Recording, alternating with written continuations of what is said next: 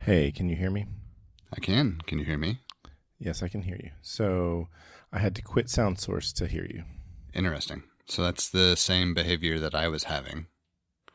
Yep, I had it too. So I had it too. I was on whatever the highest revision of five. It was like 5.9 something, and 2 weeks ago when we last recorded, I had to quit it to hear you. The last few shows I've had to quit it to.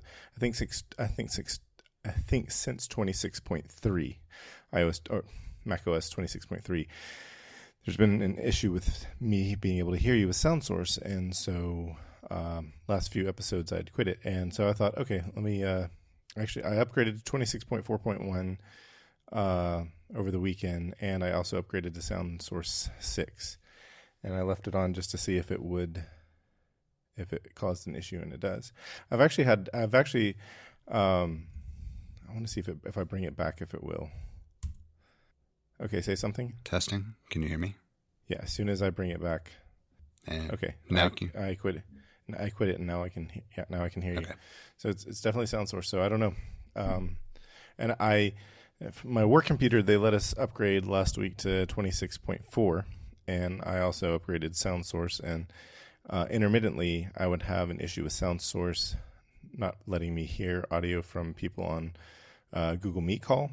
And I quit it and bring it and relaunch it, and it works, and the sound doesn't go away. So it's weird. Yeah, so all the issues that I was having seemed to also be tied to SoundSource. So like that robotic gobbly thing. That was SoundSource? That was SoundSource. So I don't necessarily. I'm not quick to blame. Like, yes, the culprit is SoundSource. You quit SoundSource, and the issue goes away. But I don't think it's Rogue Amoeba so much as it is Apple. I agree. I'm not saying that. I'm just saying that the audio issues with not being able to pass audio for you to hear me when I have SoundSource enabled, or me to hear you, and then the FaceTime recording. If SoundSource is enabled, it won't do it. But with SoundSource not enabled, it's working just like I expected. And then that robotic garbly thing is with SoundSource enabled. And I've had SoundSource running for over a year doing these recordings with no issue until 26.3. And I think you've had SoundSource running on your computer longer than me. Yeah. Because I remember saying something about airfoil, and you're like, oh, it sounds like you should be getting SoundSource. And I was like, oh, you're right. So. Yeah, I sent Rogue Amoeba a follow-up this morning saying, I know it's been a little bit since I sent a message in, but I wanted to, give you a rundown of all the things that I've tied to the combination of all of these things running at the same time. And so we'll see what they say. Oh, yeah, I'd like to hear that too. But I'm 100% certain that it's something underlying with macOS's infrastructure that's causing the headaches. For sure. I don't know where my dock is. I'm sorry. I got distracted. I could tell. I know I got distracted, but like normally I hide my dock on the bottom of my screen. It's funny. It's funny when I hear some of the tech podcasts and when they talk about what they do. I'm like, I'll quote a former lead genius of mine, not you. She said, I judge you by how much you take your hands off of the keyboard. And I have a similar sort of judgment for where people place the dock. I think you do the same as me. Do you hide your dock? I do, but I hide it to the left. I don't care. To me, it doesn't matter left, right, bottom, doesn't matter. You hide it. It's like I judge people who do not hide it. My wife does not hide her dock. It's down there at the bottom. It's like you already have a relatively small screen. She has the last Intel MacBook Air, and it's like that's a relatively small screen. And you love working on the big screen. I bought a 27-inch iMac like a year ago off of somebody for just a few $100. And she uses that because everything she does is web-based. So it'll. I used OpenCore to get it up to Sequoia I think she foobarred it when she tried to use OpenCore to get it up. She did it, and I was impressed that she went through the process. But it did not work with Tahoe. So, but I'm just like, anyway. But the dock, she leaves the dock on the bottom. I was like, you can hide that. She's like, I know, and I'm just like, oh my gosh. Sorry. I actually have no clue whether my wife hides the dock or not. I haven't checked. There's a certain level of, I just don't need to know how you use the computer because I already know it's not as good as it should be. Well. Listen, while I am over here, while I silently judge and then talk about it on this podcast that she occasionally listens to, it's her computer, man. I gotta let her do her own thing. I agree. I'm just saying that I know full well I'll have snide comments about how it's used, and so there's no point in even doing it. I see. You are the less you know, the fewer snide comments you'll be able to make. Correct. Got it. That's almost noble. I figured there are more than enough snide comments I can make about other things. Let's not bring computer usage into it.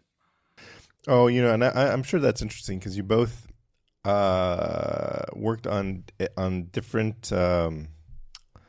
You both worked at Apple. You met at Apple. But doing. I wouldn't say very different roles. I don't think that's a fair thing to say. Yeah, I wouldn't classify them as very different either. There was certainly some overlap.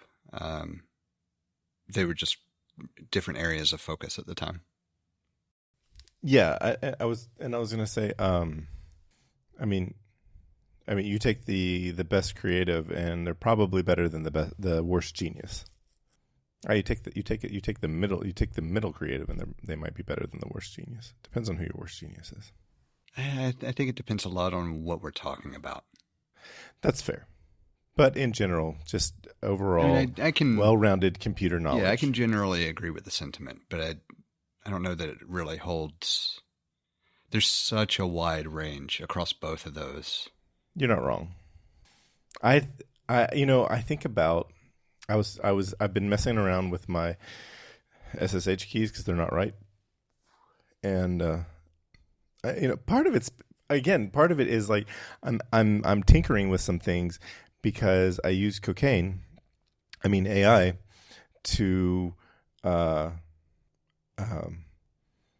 like learn some things because it is as good as being able to find a good Google resource. It's somewhat better, at least for me, to make it conversational. And so no, I was just the place where I am is like I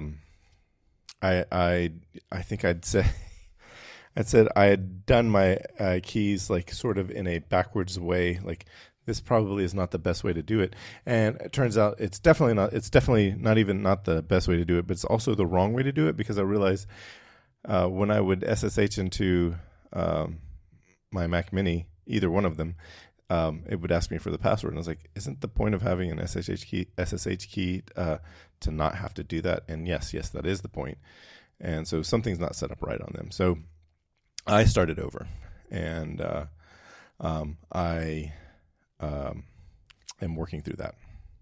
Nice. Yeah, but I did it so that I made the key from the computer that I'm working from and putting the public key on the Mac Mini, and I think that is the way it's supposed to be done. If you decide you want to look at an Ansible role that manages those keys, I will share one. It doesn't do the creation. I'm talking about management from the standpoint of placing the public key. Yeah.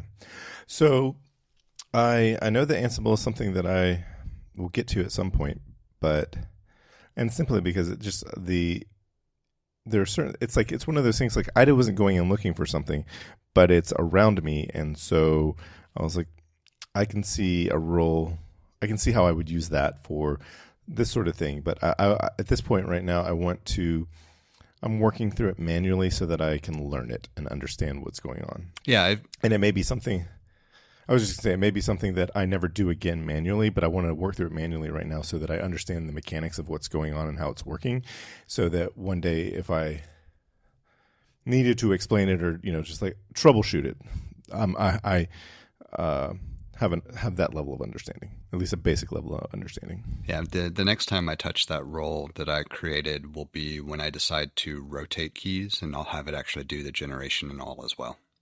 Ooh, that sounds cool. There was just no reason to go that far with it this time. What was it that I did? I did something that I liked.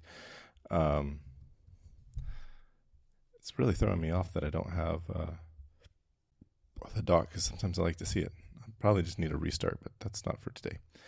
But I had this when I remade the keys for my computer, my MacBook Pro. It said, hey, throw in, it told me to use the -C command. And I was like, hey, put in your email here because, that way you can help identify it. And instead I was like, I don't want to put my email. It looks like this is just a thing for just, identification. It can be, anything I want because it's, it's quotes. And so I put in just like, MacBook Pro, and so that I could identify it. And I realized, when I added my SSH keys into my Z profile, when I log into a terminal, it tells me, oh, hey, this is your, this key is for, this key is your MacBook Pro key. And I was like, oh, cool. And I was just like, oh. And so I went and did it. I was able to, I'm trying to remember what that, it's a comment, the comment. I said, oh, can I add a comment to a key I made 10 years ago? And they're like, sure, you can do that. And so I did. And I was like, oh, that's really cool. So anyway, I thought that was a fun thing to have learned. Anyway, so just messing around with this is like, oh, I'm like understanding, like learning different things. And I think something that I like about it is that using an LLM, it throws out things that I might have just overlooked had I been reading Stack Overflow, for example. I think it does also help that it will make suggestions that make you think about things, even if the suggestions it made are questionable at best. Yes, and again, I think it's the conversational nature of learning is there's a time and a place to for information ingress to occur. And then there's a time and a place for ingress and egress. And I think a combination of both of those things are really important for the human experience and learning. I guess since you've been playing around with the project, I have a little bit of follow-up on all of my stuff. But mine became more and more follow-up as we went along. So I know you are aware. I just want to. I was looking at the picture. Sorry, I want to interrupt you and tell you that I like the pictures that you added to the notes. I know you sent a couple of these to me, but you have cable managed them, and I've partially cable managed them. Well, you're getting to a place where this could go into the cable porn subreddit. The main rack. The new main rack is mostly done. I've got a couple of things that I would like to clean up ever so slightly, but not for the most part. It's done. The original rack that's on the wall is a work in progress, just because I've got to figure out the best way to arrange a bunch of stuff that was never designed to put in a rack. Right. I see. Yeah, I can see that. I can see there is the obvious one is the Mac Mini. No, Mac Mini. The Mac Pro. Well, and the Mac Mini above it. Oh, yeah. And then the MacBook Pro above that. That sits nicely. Yeah. Wait, there's not a second Mac Pro, is there? No, there's the MacBook Pro. Oh. Yes, okay. I was trying to get it to zoom in, so yeah. But yeah, so after we last recorded, the main thing that I decided I wanted to do was to decommission the Synology that I have and replace it with a UNAS, the 8 Pro. And that led me down the path of, well, if I'm going to do it, I want everything cabled the way I really want it cabled, which meant I needed more SFP plus ports.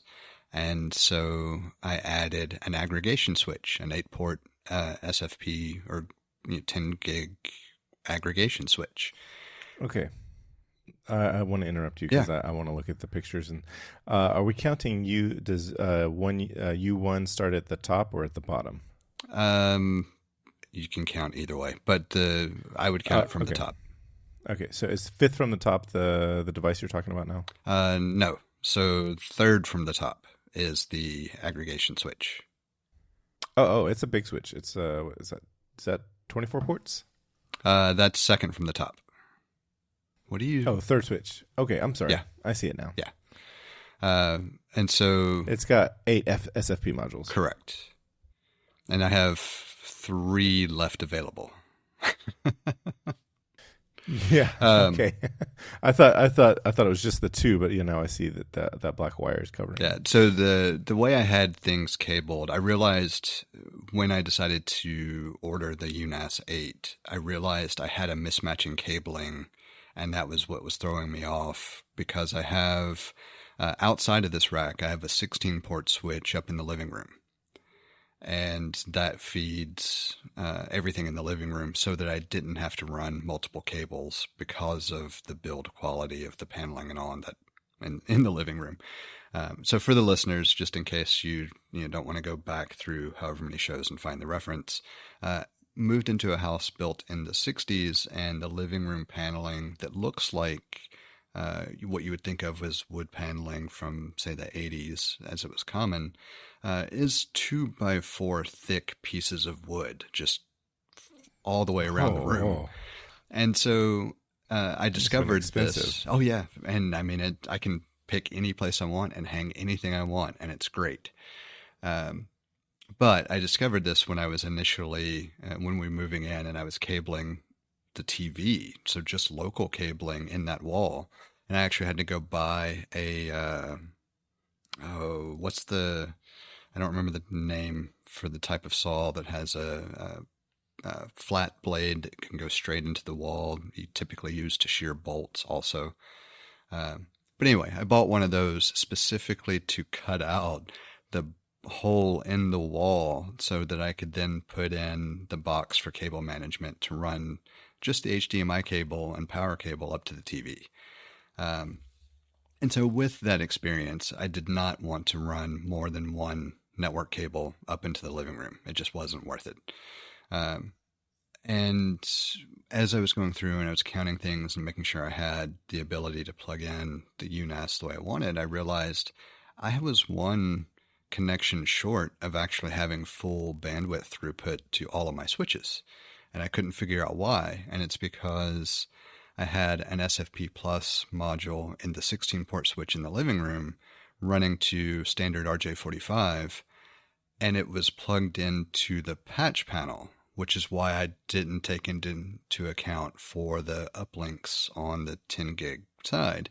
And when I was looking at the topology in the Unify stuff, it would show me a 10 gig connection for the 16-port switch, but I couldn't find the corresponding 10 gig connection, and this was why. And so I was only getting gigabit to the switch upstairs. And anybody that knows me, that's just not satisfactory. Right. And so part of this was to make sure I also had enough ports to do the proper 10 gig uplinks to each of the switches. And so complete read deploy of the topology means that the UDM is the external point, the point that's talking to the AT&T fiber. And I've got a 10 gig connection to it. And then from it to the aggregation switch, and the aggregation switch feeds both UNASs and both large switches. So the 24 port in the rack and the 16 port upstairs. And so I have full 10 gig throughput through the entire network backbone now, which does also mean I technically have additional SFP modules opened up on both of those switches that I could theoretically expand from. And then I still have 3 ports on the aggregation switch. So I'm happy that everything is now properly taking advantage of full available bandwidth to each device. But it did mean I completely rebuilt the internal network yet again, physically speaking, not logically speaking. That was redone before going down this path. But the UNAS is up and running, and everything has been migrated to it. And copying from the Synology to the original, my other UNAS, was slow. It took 4-ish days to copy about 12 terabytes of data, copying everything over the 10 gig uplink between the other UNAS and the new one took less than 24 hours. Oh, yeah, that makes sense. So it was a good test of the throughput. Yeah, that is a really good test. What is it? That's a 10 gig uplink, or yes, 10 gig link. Okay, yeah. And then from the Synology to the first UNAS, how much was that? What was that link? Gigabit. I had 4 Ethernet ports on the Synology, bonded but I never felt like I got more than the gig throughput. Okay, even with it bonded. So if you had, so I want to ask. We'll talk theoretical throughput to expect. Would it be 4 gigabits, or would there be some loss in somewhere? I don't think so. Because I never really noticed a difference, I didn't investigate it. But I think what it really does is just allow more sequential reads and writes over multiple network connections. So I don't think it would have ever given me like 4 times the throughput. I think it just would have made sure the network was not the bottleneck, and that reading and writing to the drives was the bottleneck. How much do you think maybe like RAM could have been a bottleneck? Possible. I just got fed up with the fact that it felt sluggish, and I'm sure there were some things that I could have done, but it was old enough and I was unhappy enough with some other aspects of it that it was easy to talk myself into replacing it. Well, cool.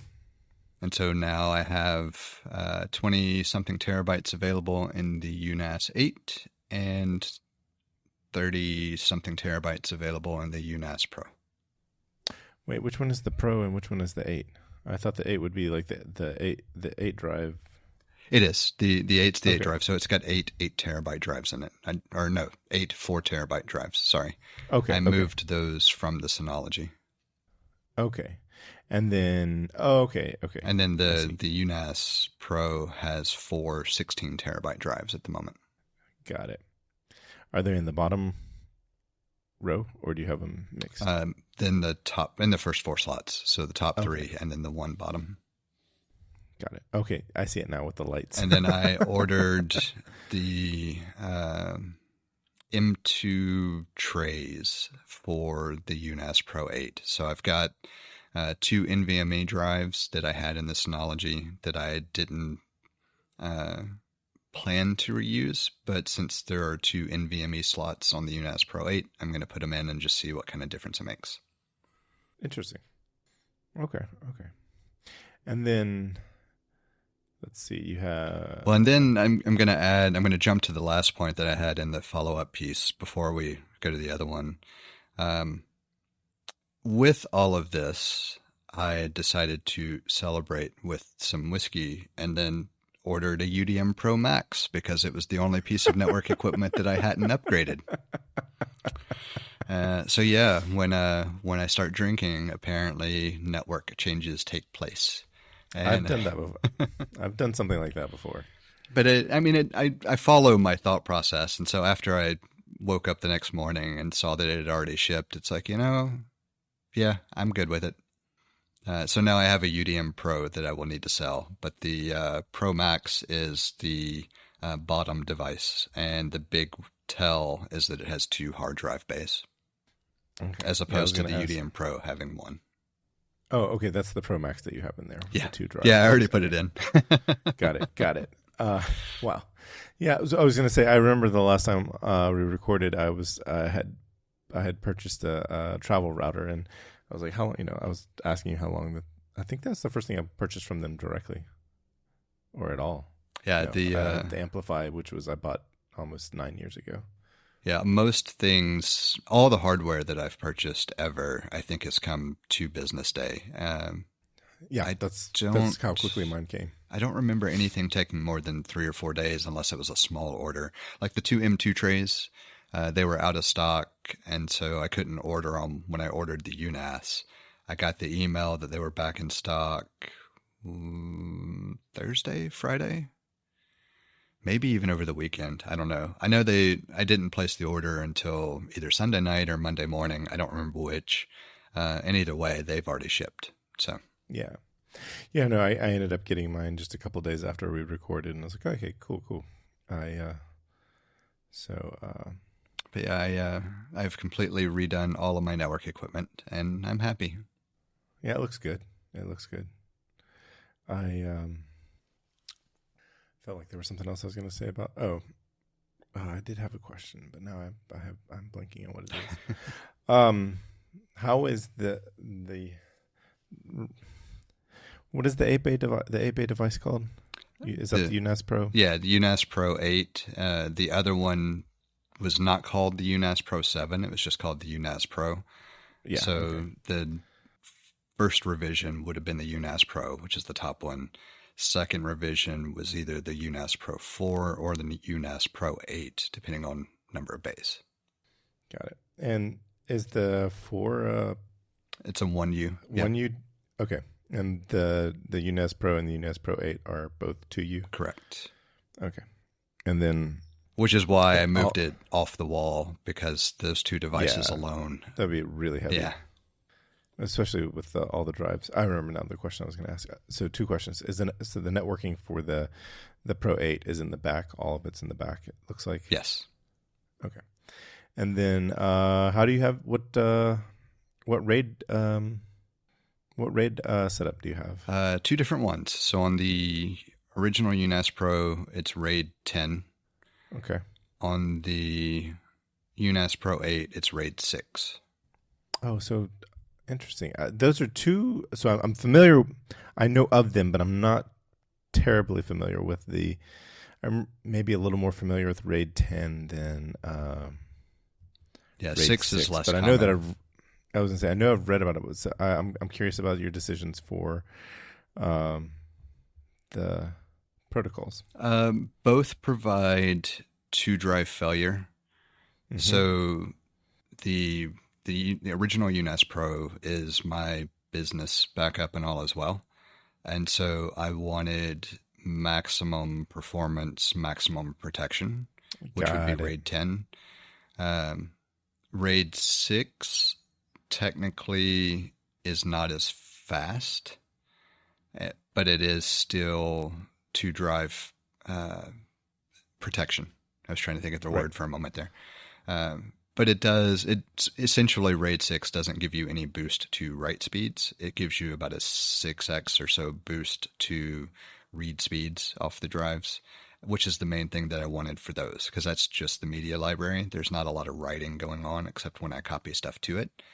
And so having the increased protection and some boost to read speeds were all I really cared about for that array. Got it. And I thought about doing 10 anyway, but I just didn't see a specific reason to do so. Cool. I used to get RAID 1 and RAID 0 mixed up all the time. And then I tried to come up with a mnemonic device, and I was like, RAID 1, that's striping, because, 1 is like a stripe. And I was like, no, you're wrong. So the mnemonic device I have set up, I came up with was RAID 0 means no protection, 0 protection, and only speed. And RAID 1 means 1 drive, you've got two drives in there, but effectively you have the one drive because it's, mirroring, data mirroring. So yeah, it's I kind of wish I had enough storage capacity to copy everything off of the original UNAS Pro as well, and set up two different RAID pools. One that would be 2 drive protection, and one that would be maybe 1 drive protection. Maybe I would leave it at 2. I don't know. Just to play with that functionality. And so I thought about doing that with the new one, but I also, because the new one, I didn't need any separation like that. It felt like it was just creating an arbitrary point, and I just didn't feel a need. See, I'm wondering. I mean, you would lose a lot of you would lose a lot of space, but you would have a. I'm thinking like I want to think through, because we're back to being a tech podcast. I was just thinking, it's like with the A drive or any sort of A drive NAS. If you did, so you've got A drives, and if you did 2 RAID zeros, and then mirrored them. You would lose enough performance, though, that it's better to adopt one of the RAID strategies that gives you gotcha all of it in one. So, well, I guess not necessarily mirror them, but not necessarily make a second RAID array. Like you couldn't. I don't think it. I would not. I would be surprised if you said, "Oh yeah, you can stack another RAID protocol on top of that," and I'd be surprised if you told me that. But I was just thinking, it's like if you had two RAID 0, so you took your 4 top drives or 4 bottom drives and made 2 RAID zeros volumes, and then just had the one volume just copied to the other volume, like with like an rsync or or whenever there's a change, something runs and says, "Oh hey, copy." Yeah, I mean there are ways that you could lose Yeah, there are ways you could achieve that type of stuff. It's just not worth it, because you could do like striping with parity instead, so that the parity drive helps you rebuild, and you would gain similar. You would increase performance and gain similar levels of redundancy. I guess you wouldn't gain as much, but I can't think of a reason that you would want 4 drive redundancy either. If you lose 2 at one time, that's already just statistically a big anomaly. Yeah. Well, and I was just going to say what I was thinking of, like 2 RAID 0 arrays that copied each other. That would be actually pretty stupid, because if you lost 2 of the wrong drives, you're SOL. Yeah. It's actually part of why. So if you go back to the initial discussion about choosing different models, part of why I decided to do RAID 6 on the other one, aside from just not needing the boost to write performance, technically the way it's implemented, I could still lose the 2 wrong drives and potentially have a problem. It'd be extremely unlikely. But in a RAID 10 scenario, you could theoretically lose the 2 drives that give you the ability to rebuild at the same time as well. I don't remember enough about all the technical details.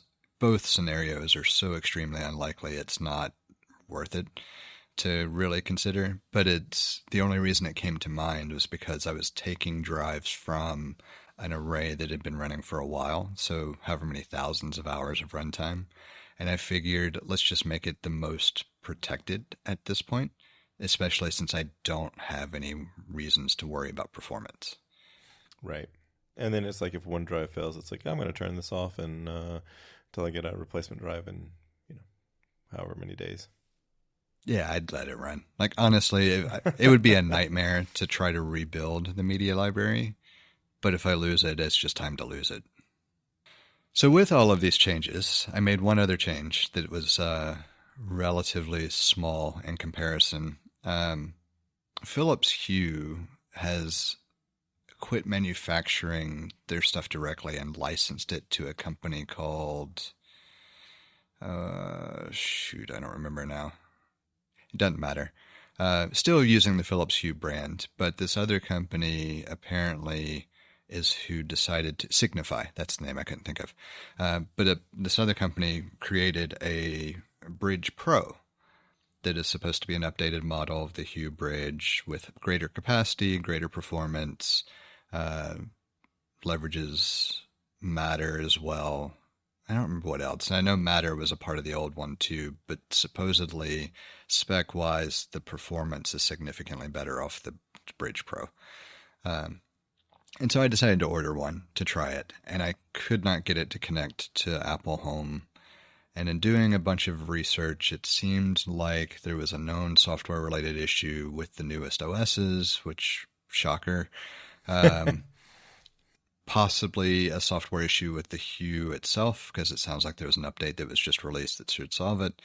And I read a bunch of different workarounds about creating like a 2.4 gigahertz network, and you only have your phone and the bridge and the Apple TV on it, and connect it and set it up, and then you can move stuff around. And I read a bunch of this shit and just thought, fuck all of it. I'm not interested. And instead, I just connected the Hue bridge to HomeBridge. And lo and behold, everything works great, and I didn't have to do all sorts of other stupid workarounds. And so I have adopted HomeBridge completely in the new updated environment, and have all of my Hue stuff now routed through HomeBridge on the Mac Pro, and the Simply Safe integration I recreated and enabled. We'll see if I keep it, because it's one of those that, because of the way they do authentication stuff, I probably have to update it every 30 days or so, and I'm just not going to be bothered to do it because I don't get any benefit out of it. But for now, it's also connected through HomeBridge, so I can watch the behavior and see. And so as a part of this entire thing, in all of my Ansible stuff, I also have one management role that I added on that does backups for HomeBridge, backups for Plex, stores them in certain places, and I can continue to add backups or other management or administrative tasks as I see fit going forward. Oh, and the role also mounts or double checks that the persistent mount is present on the Mac Pro for it to pull the media library, so that I can use just NFS mounts instead of Samba stuff for Linux performance. Wow. So yeah, that's the other major change. And I wouldn't say it's a huge change, but it's a big difference in architecture for me when I was having everything just pure native HomeKit integration, and now I'm adding an intermediary. But how do you like it so far? I don't notice it. So, once it was set up and everything was communicating, it couldn't tell you it was there, which is exactly what I wanted it to be. That's what it should be. Yep. Yeah. Every once in a while, like if I go like a couple of months and I forget to update HomeBridge, that's when I'll know something will happen. I'm like, oh, I forgot to update HomeBridge. So that is the only hiccup I've had since I've been using HomeBridge for over 3 years now. Yeah, I'm hoping that it alleviates some of the odd one-off behaviors that I would occasionally see, but I also am hoping that the updated Hue bridge also alleviates some of those. And most of it seems to be related to signal to the furthest devices over the Zigbee stuff or whatever, even though each of the lights is supposed to act as a retransmitter or a hub or however you want to, whatever terminology you want to use. I think that's most of my problems, and so we'll see. At least for now, I have not experienced any negatives with the transition. The only thing I had to remember to do is once I reconnected a light, I had to restart the child bridge in HomeBridge so that it showed up. Ah, yeah, okay. But that's, I mean, that's minimal. It's more stuff. That's more computer stuff to do, man. That's like fun, Cool. Yeah, my next, probably the next thing I need to do, actually, I'm sure there's an API call I can make where I don't even have to log into HomeBridge to restart the child bridge. And I just need to look and see what that looks like so I can script it. Oh, yeah.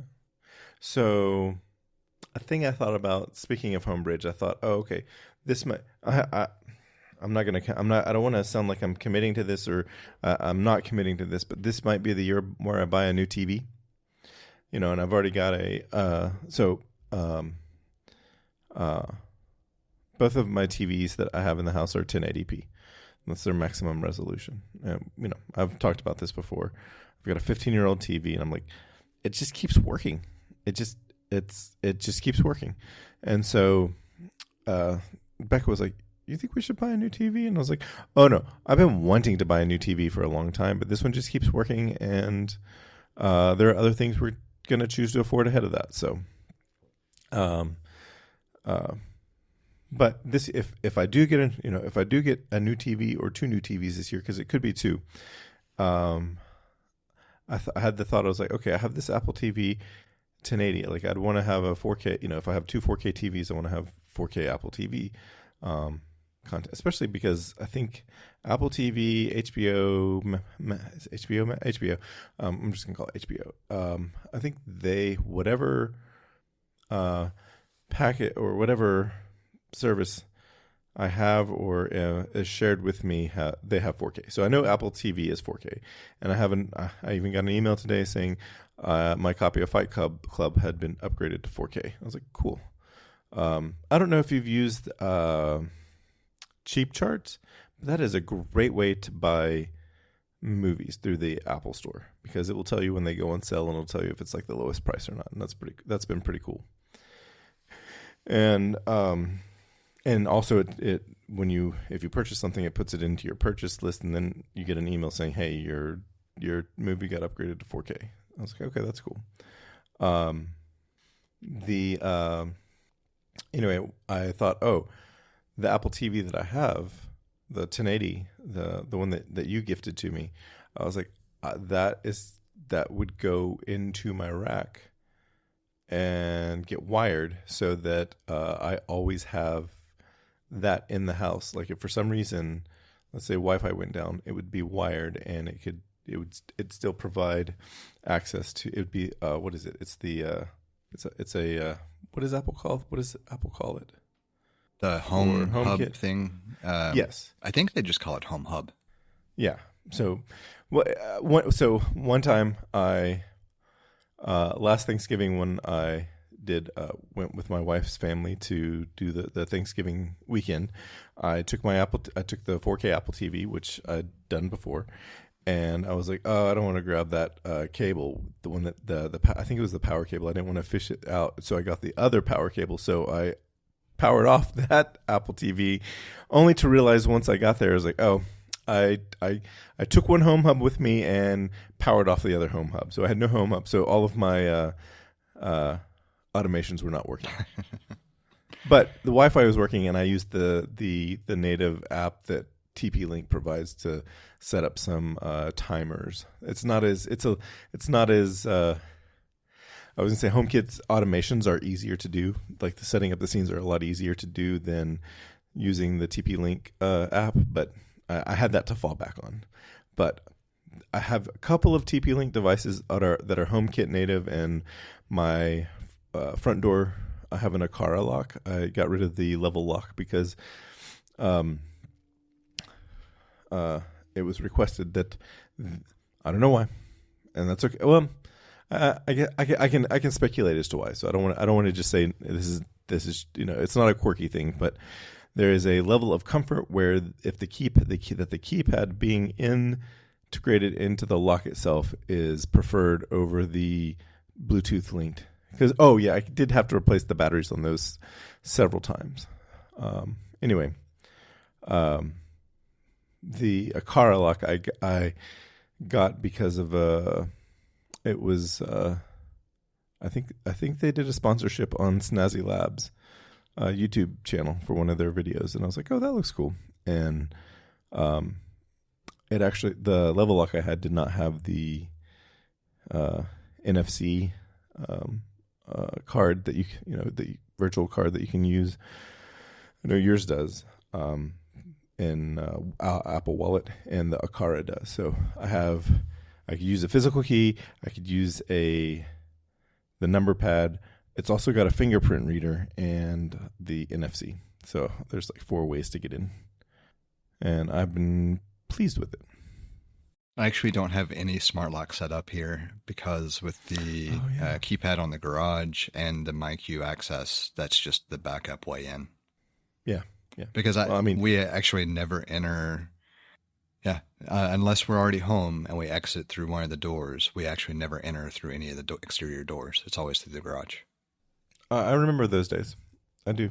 I miss. I don't have. I have. We made some significant improvements last weekend, but we have a garage full of things because she came from a full house and I came from a full house, and we combined. I think my old house was something like 15. It's between 1,500 and 2,000. I think for her, same thing, between 1,500 and 2,000. So we have like combined 3,000 to 4,000 square feet, and we moved into like an 1,800 square foot house. So we're still ever so slowly going through the things, but we did a bunch of stuff last weekend. Yeah, I'm still trying to actually work my way through everything in the garage. The past couple of weeks with all of this, with redoing the equipment, I actually redid a couple of sections of the garage to finally have racks in place, or shelving, not racks, but shelving in place to properly get to and access some stuff. So I haven't gotten rid of much, but it's a work in progress. It's getting there. Yeah. So I think we both have a lot of stuff that we want to give away, sell, and so forth. And so, yeah, it's a thing. I was like, I think, I can't, today I was thinking about this because I was moving some stuff around, and I was like, you know what? I want to get on this a little, I'm encouraged by some of the stuff that we did last weekend. And I was like, you know what? I want to keep that, at least that mental momentum going, so that, I never want to move stuff again that I don't have to move. I hate it. I hate moving in general, but yeah, I don't know how long it's going to take to finally get through all the stuff to get rid of at this point. But with the stuff that I did over the past few weeks, I have one wall of the garage to still go through. And that's pretty much it. And then it's a matter of then taking everything that I've gone through and properly organizing them. And then if there's not room for something, it just goes away. Yeah. Actually, I was thinking about this when this brought me back when you said the racks in the garage. And I was going to kind of jokingly give you a hard time about how many more... What's it going to take for you to decide to either get a 2-post rack or a 4-post rack? I don't think you don't need a 4-post. You wouldn't need a 4-post rack with what you have, correct? No, I wouldn't need one. So I had at one point a half-height enclosed 4-post cabinet. Was this before you were married? No, this was, it was here, actually. I had the equipment in it before I moved it to the wall rack. Because it took up so little space overall that the size of the cabinet was obtrusive compared to what I could fit it all in otherwise. So when in the old house, I never used it because it was so big. It just sat in the back of the garage behind everything for years. And then when we moved here, at first I had things set up in it. And then I realized I could consolidate and free up floor space in the garage. And this was when we were still trying to fit both vehicles in with the lawn equipment and everything too. Yeah. And so I decided it was better to free up the footprint and put stuff on the wall. And then would have probably still done the same thing if not for just the weight of the NAS equipment. And so with the new setup, a smaller cabinet, not the full depth of the 4-post standard cabinet, fits so much better. And I still have plenty of room if I wanted to add some additional rack mount stuff. But I can't think of anything that I would add at this point that I'm sure that I could really try and fill it up, but I just have no reason to add anything else. It's already such gross overkill for, at this point, a mid-sized business. Not even, we're well beyond small business anymore. Oh yeah. That it's just for a home deployment. If I were to add something, I would have to be honestly out of my mind at this point. Like the only stuff that I can think of adding or modifying or changing would be access points over time, when I've already done that a couple of times. Well, I'm looking at it now at the picture of the I think that you'd be fine to run one office floor on here if they're it depends on if you're using phones or not. You might need another couple of switches, or like a 48 port switch for just for all the phones and the computers and so forth, all the data. Yeah, the only thing that I would have to do is make sure I had ports, but I have. Yeah. So maybe like a 48 port switch and another patch panel. Maybe, yeah. Maybe. But I have 3 8-port switches that are unused as well. I didn't realize I had 3 in the rack. No. Okay. When I was moving equipment around, I found 3 that I had stacked back there that I just never got rid of. So I have 3. I technically, at the moment, have 4 8-port switches, one of which is earmarked for you. So the other 3, I need to decide what I'm going to do with, if I'm going to hold on to them. And I know I had planned to keep 2 because they're PoE switches. And so if I had a problem with like the 24-port or the 16-port PoE switches where I needed to supply power to an access point until I got it resolved, I could do so with one of those, or I could use a PoE injector, I guess, technically, if I wanted to. But I only have one PoE injector somewhere. You're not going to do that. Yeah, and so like having the 2 8-port switches, since that's what I originally used before I swapped to the larger switches, made sense as a just general backup. But at this point, I think I'm going to get rid of those. Like I have so much excess gear. I need to offload it. And then if I feel that strongly about needing a backup of some sort, I can just go buy a cheap over-the-counter PoE switch to get by with until I get a replacement from Ubiquiti. Yeah. Especially given how fast their shipping times is. Or like as long as it's in stock, I could have it quick. So yeah, that's how they run out of stock, is that they get it out real fast. Yeah. So. There was an interesting discussion about Ubiquiti on the last couple of episodes of ATP. Sorry. I actually have listened to all of the, not the most recent episode, but the one before that. And then I'm about halfway through the most recent one. So you heard what they were talking about. There was one news outlet that was talking about Ubiquiti selling, or one of Ubiquiti's, a channel maybe, was selling to the Russian military. Yeah, and that one news source was not corroborated anywhere else. Right. There's not a second source, and on top of that, they're owned by a company that is trying to short Ubiquiti stock. So they're shorting Ubiquiti stock. Their news outlet has posted a negative article. There are no second sources, no corroborating articles, and it's like, ooh, it just looks like you're trying to throw some bad stuff out there so that the short on their stock is to your advantage. Yeah, so. And in fairness, I mean, it could still be a problem. It's difficult to put a lot of weight behind it when it's not corroborated anywhere else. Right, and Ubiquiti is not it's somewhere between niche and it's like everybody. I feel like non-tech people know about have heard of Cisco, but I feel like non-tech people will probably. They're not going to hear about Ubiquiti, especially since they have. I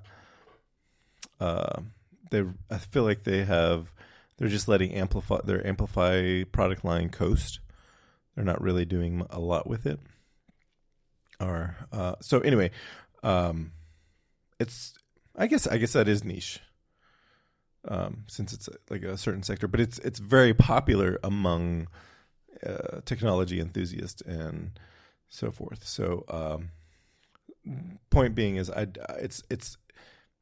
it's not an obscure brand, and I would expect that if there was if there was a story to be had, it wouldn't take that long. I wouldn't expect it to take too long for second and other sources to pop up.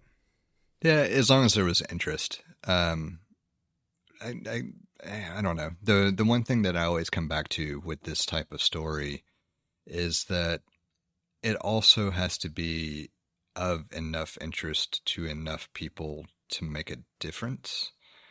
And I think the way you were describing Ubiquiti in general kind of explains why the only people who really are going to care probably aren't going to be too concerned if a reseller is doing something negative.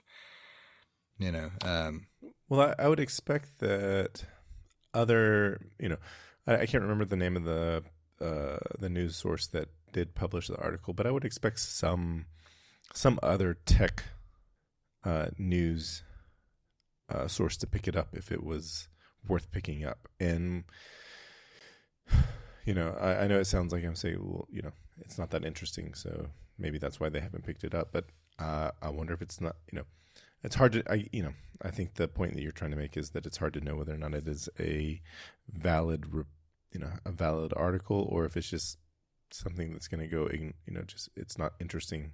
Nobody's going to get any benefit, or nobody's going to make any money off of it. Like The Verge is not going to make any money off of it, so they're not going to report on it. Yeah, I mean, I would still expect at least one of the major outlets to have a blurb about it somewhere. Right. That's what I'm saying. That's what I'm saying. But I also like the other part of it is that who those people serve probably isn't going to move the needle much anyway if they do report it. So I wouldn't put it past being just a 1 or 2 liner somewhere where it makes sense. Should be enough to corroborate for sure. But right. I wouldn't expect a full blown story about it either. I right, guess is and what that's I was getting at. Okay. That's what I'm trying to say too. I haven't done it. There's nothing else. There's only the one article. There's no mention anywhere. There's no, you'd expect it to be in like a bullet point somewhere, or in several different news topics. Because I think that I think it's at least worth a bullet point, no matter what. But nobody's corroborated it, so. Yeah, I think we were getting to the same point, just badly. We are. Yes, and that's why you get what you pay for with this podcast. Yeah. Speaking of, I'm going to jump over the other topic that I have in here that is of interest to me, but I don't know that it's really necessarily of interest until it's out of beta and in the hands of other people in general. But on the podcast, we do have the new website up and live, even though there are some things that still need to be modified.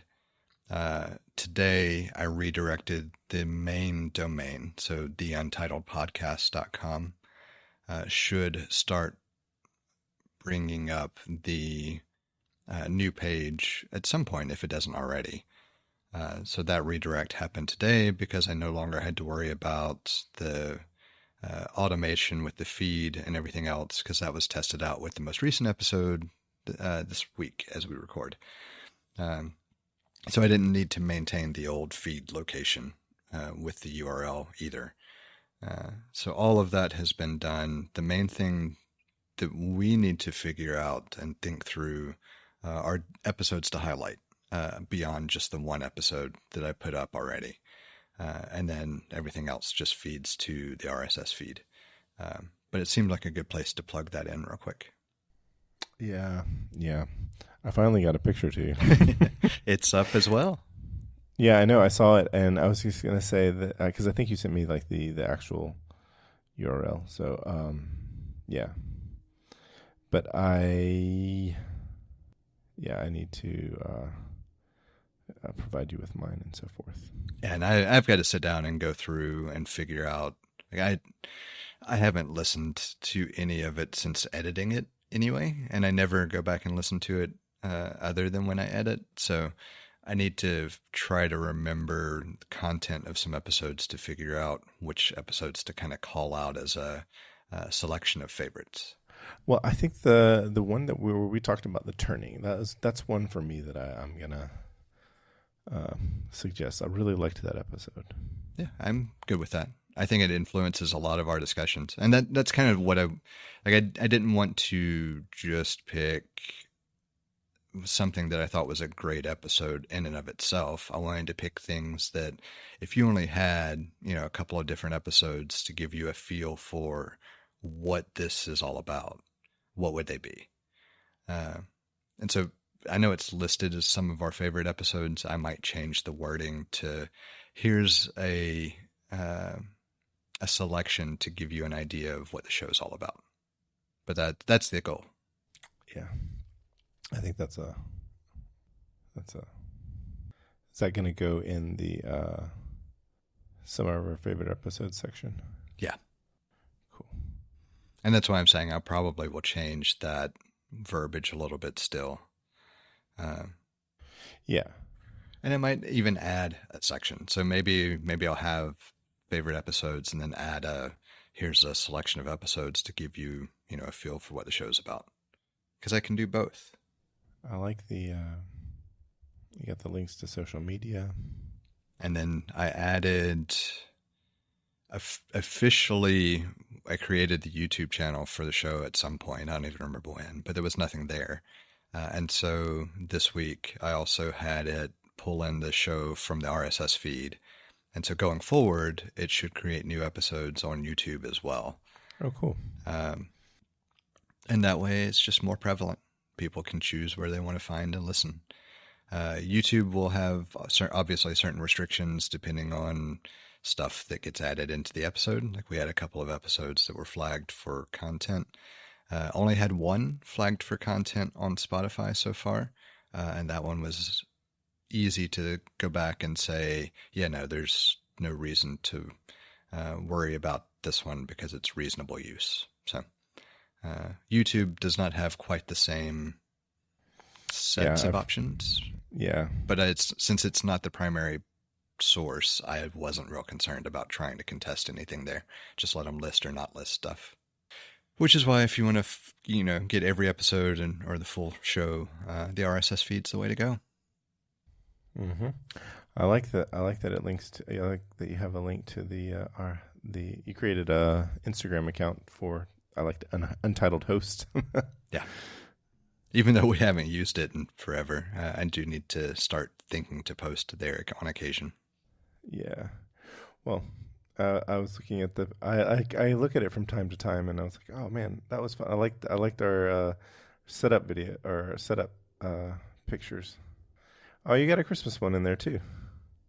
Like the third picture is your microphone in front of the Christmas tree, or in front of the Christmas tree. And then the setup video you have there is from the Christmas. You get the Christmas tree in the background. Yeah, big difference in setup now. Probably ought to. I don't know if I want to take a picture of the current setup because it's designed for comfort. Yeah. I don't have a permanent setup right now. Like I'd have to do a lot of. But I have thought it would be. I'd have to do a lot of preparing for it. So I had thought it would be nice to start doing, like, if we talk about something that is picture worthy or sharing a picture, like putting it there. Like I could put the rack up there for this episode, and that's more work and headache that I just haven't decided to do. Just one picture, man. Just one picture. Yeah, but then it's just one more picture, and then just one more, and it's just a constant thing. I understand. I'm looking at one of these. I mean, this is old enough that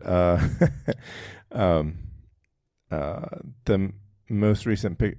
Oh no, I take that. I can't tell if the most recent picture is a MacBook Pro with a touch bar. I know the second to most recent picture has a touch bar. I guess I can see the. It should be the same. Okay. There's nothing on the touch bar is what it is then. I'll pull it up real quick and I can tell you for sure. Yeah, it's still touch bar. They should have kept the touch bar. They should have kept the function keys and the touch bar. We should have our cake and eat it too. And They should have put a lot more into developing the touch bar because there were some cool things that could have been done with it, but alas. Yeah, there's certainly a lot about it that I enjoyed. Mm-hmm. I didn't hate it. I just, they made a mistake by replacing something with it that has long been a part of the keyboard, and it should have just been added. Yeah. I think it would have done a lot better if it had just been added, and then you might have seen even like external keyboards with the touch bar. And that would have been pretty cool too.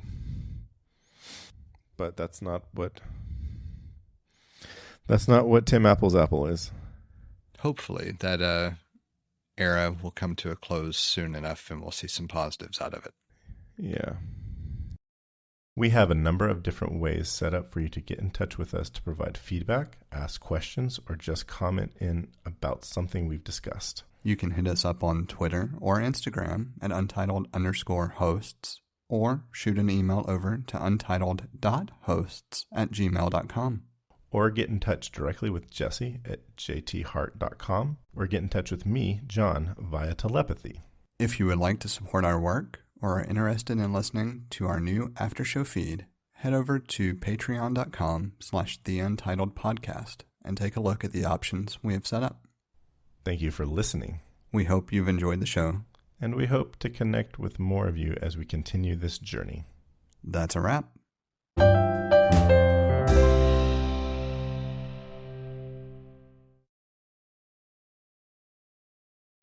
The one other thing, I'm pretty sure you saw it, but I was going to call it out just in case. Today, I redirected all of the Plex stuff, so you should have updated sharing to the new instance, which is running off of the new setup. And I deleted the references to the old stuff because all of it was referencing an old drive that no longer exists. I have not seen that yet. I haven't opened Plex today, so I actually have been using Plex recently more. I am currently watching, just like when I need some background, when I want some, so I don't listen to podcasts when I want background noise, because I actually want to listen to podcasts. But when I want background noise, that I don't have to pay it, that I don't want to pay attention to, or don't need to pay attention, or don't want to. It sounds like don't want to doesn't convey doesn't sound like it conveys what I want it to convey. But I am not compelled to pay attention to. I have had Felicity on in the background. I'm not sure if you're familiar with Felicity. I am. But okay. Did you ever watch it? No. Oh. I mean, I would catch an episode here and there as whenever, for whatever reason, but I never, it was not on the just round of shows that I would tend to watch. I really like it. And if you're interested in having a copy, I can give you, I may re-rip it because I don't, like when I ripped all my stuff, I ripped it at the best. Well, I mean, it's DVD, so it's never going to be higher quality. But I thought about buying it on digital download. I guess that's what we want to call it, because you can take them anywhere now because the movie's everywhere. But I decided not to because I'm like, I've got it on a DVD, and it also occurred to me they're going to fuck up the music because it's in the era before the music was protected by how they wrote it. So, like for example, Scrubs. I have that as well, and I know that I've been listening to this Scrubs rewatch podcast. Dude, that show sometimes is unhinged, man. They some of the things. Anyway, but they were talking about the seasons 1 through 4. If you watch it, so this is what surprised me. This is what I wasn't expecting. So it occurred, if you watch it on Hulu, you watch it because I think that's where it's streaming. Hulu has the rights to it, and I guess at some point maybe Netflix did. But if you watch it on any streaming service, it's not all the songs are going to be. It's not always going to have the right music because of the way contracts are written for acquiring the rights to have the music in the episode. season 5 on, all the music is the original music. And so it didn't occur to me until listening to that podcast that some of the music wasn't going to be correct. And so now it's just like, oh, well, no, I don't want to buy that if the music's not going to be correct, because I found out that if you buy it from the iTunes store, which it's not called the iTunes store anymore, 26.4 got rid of the iTunes store, in fact.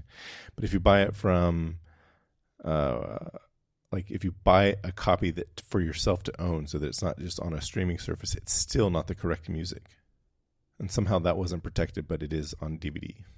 It doesn't surprise me. It doesn't surprise me either, but I wasn't expecting that. Yeah, I wouldn't have expected it either. I would have assumed that it was just a straight reproduction of the original. But it does make sense to me that it might not be, because you're still, even if there's you're probably some buying streaming loophole. Right. That's what even if you're buying a license to it, you're still streaming it from their library. Right. So you have to own like a physical copy or whatever. So yeah. I was like, no, thank you. Back to answer the question though, like I'm always happy to add content to the library anyway. So even if it was something that I would only watch on occasion, when I first ran out of space ages ago, stripping TV shows was actually my first round of cuts. And I have never gone back and tried to rebuild that library from where I had it. And so adding those types of things in, like I'm always happy to. I realized as I was going through with all of this as well, for whatever reason, I do not have the extended editions of The Lord of the Rings in the library. I can get those for you. I mean, I have them. I could certainly rip them. I just didn't realize that every time I watched it, I was watching it via the copy in Apple, in the library there, not via Plex, until I was going back and fixing like cover art and putting things in subfolders that still fed the main folder for my different preferences on organization. And so that's an oversight that I will go back and fix as well, because I have the copies here. So I don't think I ever had. I had the Blu-ray, so I only had the 1080. I never had anything higher than 4K. But I found, so the thing that I felt very good about with those was it came on 2 discs. Even the Blu-ray, it was 2 discs. And I was so pleased with myself to having, I don't know, this was 15 years ago, figuring out so using MKV to do a byte for byte copy of what's on the disc, and then using MKV toolnix to take those 2 MKV files and combine them, and then I compressed them and used Handbrake or FFmpeg? Handbrake. I use Handbrake. So I was just going to say, it's been so long that I forgot what it was, the name of the application. In my head, I was like, pineapple what? Because it has a pineapple icon. Yeah. Oh, I got to imagine that the icon for that on Tahoe is, I haven't seen the icon for that on Tahoe. I haven't used those in such a long time. I don't use them near as often as I used to, but I still use them at least once a month. I use FFmpeg all the time, but not a lot of times it's in conjunction with YTDL. There's a GUI application. I don't remember the name of it now. That I'll send you a link. I'll pull it up and send you a link that I decided to try because they're the prolific distribution of media across different platforms makes it difficult a lot of times to save something that you might want to save for offline viewing for whatever reason.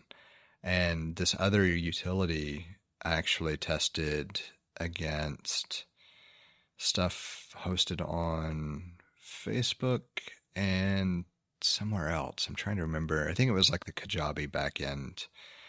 Either way, it worked flawlessly on both of those.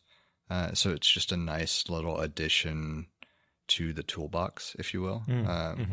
But I think the name of it was Downy, but I'll pull it up and send you a link when I think about it. The most recent video from Snazzy Labs is really good because they went over a bunch of really cool Mac software. Most of it is free. The two that I've tried out two of them. I can't remember them by name. I'd have to go look at the show notes to get that. But anyway, one of them takes the notch on Apple's devices and basically makes it into a dynamic island. And it's a paid for tool, and so I'm like, that's probably going to get Sherlocked at some point, but it's been almost 5 years since Apple introduced the notch on the MacBook Pro, and it hasn't gotten there. So I like, I go through a phase where it's like, you know what? This is an independent developer. He's asking for $15. I'm going to pay $15 just because he put something really cool out in the world. And when you adjust the volume, when you adjust the brightness, when you connect your AirPods, you play something on YouTube, you play something in music, it all shows up in the notch like you would expect, the way it does on the iPhone. And it's a really cool piece of software. That's neat. The only thing that I remember seeing that I considered picking up, and I didn't just because I don't technically have a need for it, there's an app that makes a teleprompter essentially for the notch. Oh, cool. Which I thought was really neat. I don't record videos using the camera on the computer. I have two other actual teleprompter devices that I use for teleprompting, and so I liked the idea, and I really wanted to purchase it just because I wanted to support the idea, but I couldn't come up with a use case where I could actually legitimately say I would ever touch it other than just buying it. Yeah. So this app I was talking about is called Alcove. The website's tryalcove.com. And again, it's like $15. And if you have a display, like if you have using an external display that doesn't have a notch, it'll put a notch in there for you.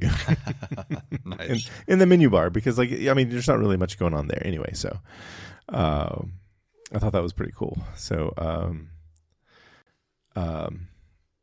they have a 72-hour trial. So I've been using this 24 hours, a little over 24 hours into the 72-hour trial. And so I'm going to keep using it, and then I'm going to see how long I go before it's like, I really want to pay the $15. Like I'm already planning to buy it. So, but I want to see, how much did I like it? So I'm going to see how long after that 72-hour trial, how long I'll go before I buy it. I'm pretty sure I'll buy it as soon as it stops working. So, or not long after. But another one that he had was there's a command line, or you install it through the command line, and basically it's called Flux Markdown. And what it will do is if you have a Markdown file, and you open it with quick, what's it called? When you take a file in the space bar. Quick Look. It is Quick Look? Okay. If you open it with Quick Look, it will render the Markdown. That's neat. That is really cool. Free application. It's on GitHub. It's called Flux Markdown. There were some other ones that were really cool. I think another one that was really good was, or that was interested me was Shotter, which is a better screenshot application. I've heard of that one. Yeah. And the other one was, looking at the names of these, because I'm looking at the list, I don't know. Maybe Linear Mouse, but I have Scroll Reverser because I do like the natural. Like I fought the natural when Mac OS 10.7, because it was Mac OS 10.7 when Lion was released. It wasn't until I think it might have been either Mountain Lion or Mavericks where they dropped Mac and then they brought it back, and so from 10.0, which was Cheetah, I think, at least through 10.11, it was Mac OS 10 with Roman numeral 10. And I got sidetracked. They introduced natural scrolling for the trackpad with 10.7, and I hated it. I tried to resist it for a long time. I was right. Mountain Lion. It's real weird. The last big cat, they dropped the Mac from Mac OS 10. And they just called it OS 10, and then they changed it with Sierra to Mac OS. They brought Mac back and dropped the 10, even though that was 10.12. And we went through to 10.15 on Catalina, and they didn't change it to version 11 until Big Sur. I don't know. Anyway, so much going on there. It's like when you look, I am so sidetracked. Anyway, I have scroll reverser because every once in a while I want to use a mouse, and I don't like the natural scrolling on the mouse, but I have. The reason I forced myself to use it on the trackpad is because I was working at the Genius Bar, and a lot of folks brought in their computers, and they just kept it at the default, and it kept messing me up, and I was like, I'm going to have to switch to natural scrolling on the trackpad.